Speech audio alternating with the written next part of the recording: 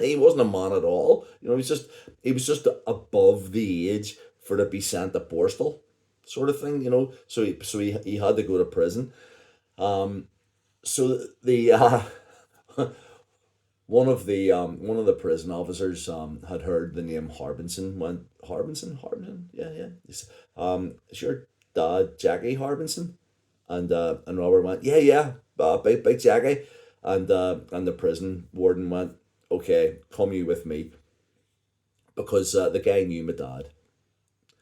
And he brought my brother to this cell and brought him into the and put him in with this other guy. Now, you know, if anybody's seen documentaries about prisons and stuff, they haven't seen, they see all these major sort of documentaries on Netflix and stuff about the world's toughest prisons. But I'm telling you, Crumlin Road Jail was one of the world's toughest prisons, because it housed, some of the world's most sort of dangerous people. You know, like these were. But so Robert was put into this cell, and first night, me and my mum and dad, my mum was crying and everything, and we were all worried about him. And I says, well, I'm going to go and see him tomorrow, and then I'll let you know how he's doing, sort of thing. So I went along to the jail, called in, visiting time, and I seen him, and he was brought down, and he was smiling and everything, and I'm going, everything all right, but what are you smiling about? Are you not worried about this, because you've got your court cases in a week, and I'm sure, the 50p and the 20p piece thing, where you go in with your bum the size of a 20p, but you come out with the size of a 50p. And he went, it's not like that at all. He says, I'm okay. And what we were worried about him sort of eating properly. They had actually put him into a cell with the supplier of all the pruck, basically, and for my foreign uh, followers, pruck is things that you can get in jail that make life a little bit more comfortable. Not drugs, back then, but basically food, like, yeah, cooked ham, cans of Coke, sweets, whatever, alcohol as well, sort of thing, and maybe even back then there might have been like a drugs sort of thing, but he was put into the cell with the guy that supplied everybody. So he was looking around, and there were all these shelves full of corned beef and uh, midget gems and bars of Dairy Lee chocolate and all. He's going, am I in jail, or am I in Willy Wonka's chocolate factory? So came to the after a week in remand, they released him. And then my mum and dad said to me, son, will you go with him to the court case, which and that was happening in Newton Ards Court.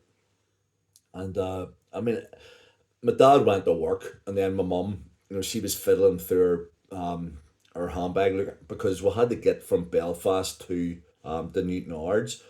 This was like 1979, 1980 maybe, or whatever. So it wasn't a case of getting a taxi or, whatever. Blue bus, so my mum give me a fiver, give me £5. No, she didn't. She gave me £10. She gave me two £5 notes, and that was to get us to Newton Ards and whatever else we needed, needed it for afterwards. So we got down to the courthouse, and we're sitting and sitting and sitting all day, in like the front part. Anybody who's been in Newton Ards Courthouse knows, it's on the main road, and you're basically looking out at people walking past all day. And Robert's saying to me, and then this big guy came out. We'd been there for, since maybe 10 a.m. or something, and at 3 p.m. this big guy came down and said, "What are you two guys still doing here?" And we went, "Well, my brother here has a hearing today. He's supposed to be, and he said, "We're closing in about 15 minutes. Has nobody come out and because we did see people going backwards and forwards and backwards and forwards all day." And I said, "No, no one's come." And the guy said, "Who's representing you?" And I said, "Nobody's representing." I mean, I was 17. Robert was 16. How did we know? What was going on?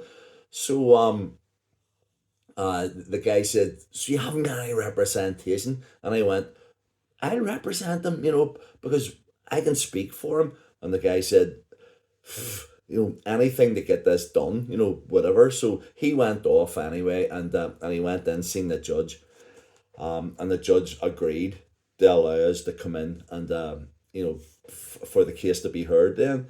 So that was okay. So I sat down, and the judge turned around and said, "Who's representing Robert Harbinson?" And I went, I am, Your Honour." And he said, "And what capacity?" And I said, "I'm his brother." And he went, "What?" Right, right, okay, that's fine. So Mr. Harbinson to Robert, "Come up." So Robert was standing in like the little dock area in the corner of, and there were maybe 10 or 12 people just still staying around in the courtroom, just basically just nosy people. I guess, 'cause there was always a character, or two, in Newton Ards. So the judge opened up his book, and he looked down at it, and he went, "Okay, Mr. Harbinson, Morris Robert Harbinson." A lot of people think that he was Robert Morris Harbinson, but he's not. He's Morris Robert Harbinson. So he actually should be known, or should have been known as Morris. That was his first name. Um, you have been convicted, or are on trial for the assisting in a robbery, but it has been brought to our attention that you lent whatever it was, the motorbike, to the perpetrator, who has since been caught, and has completely vilified you, and whatever. But we have to still get to the fact that, as a result of your motorbike being taken, to do a robbery, it was impounded, and we've since found out that you have been on the motorbike without insurance, you know, and I'm going, is this what it is? So so the judge got up and said, "Right, I'm about to pass, sentence, or to give my verdict on the thing, sort of thing. Is there anything that anyone would like to say on Mr. Harmson's behalf?" So I went to get up, to basically say, "I think he's been rehabilitated, everything up here." And our Robert got up and said, "Your Honor, if you don't mind, I would like to represent myself." And I'm going, "Oh, for fuck's sake, what's going to go on here?" So the judge said, "Right, well, I'm going to have to go over this all again then, if you're going to, basically represent yourself." So the judge read it all out again. The big man at the back, the big guy, who he's looking at his watch and going, "You told me it would be." And I went, "No, but honestly, I mean, I don't know what he's going to say here, but whatever it is, I don't think it's going to be, like a big lengthy thing, sort of thing." So the judge read it all out and said, "So, Mr. Harbinson, Robert Morris Robert Harbinson, what would you like to say on your behalf?" My brother got up in the dock in a courtroom, and just turned around and said,